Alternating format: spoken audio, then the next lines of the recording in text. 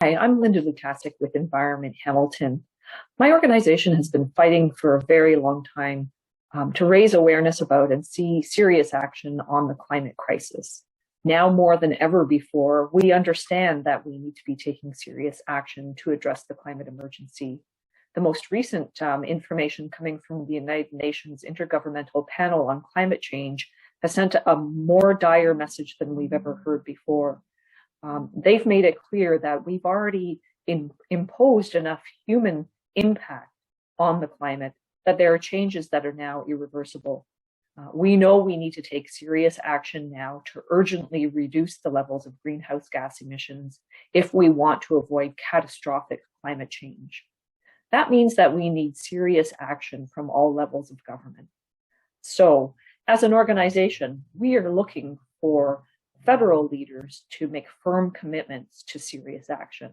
For us, this means divestment from fossil fuels. It means ending federal subsidies to fossil fuel operations. We need to leave it in the ground. We need to stop building fossil fuel infrastructure.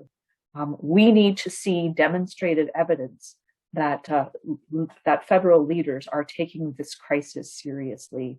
So our question for federal candidates in this election is, are you willing to make that firm commitment to transition society away from fossil fuels and help with that transition towards other forms of energy and towards building climate resilience for the future?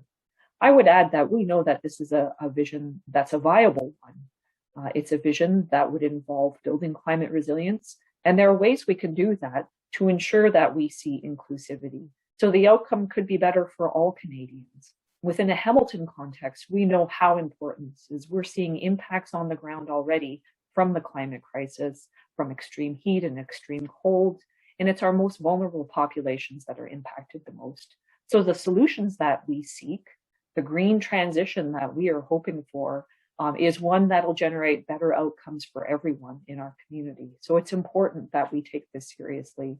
So again, we want to see how our federal leaders and how our federal parties approaching this. Are there solid plans in place to facilitate that transition towards a green future for all of us?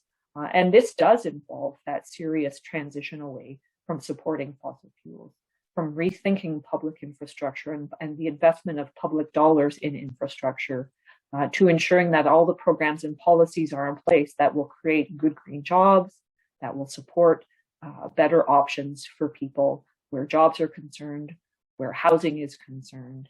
And again, these are all solutions that we can pursue in a manner that generates a climate resilient, more inclusive community for everyone. Thank you.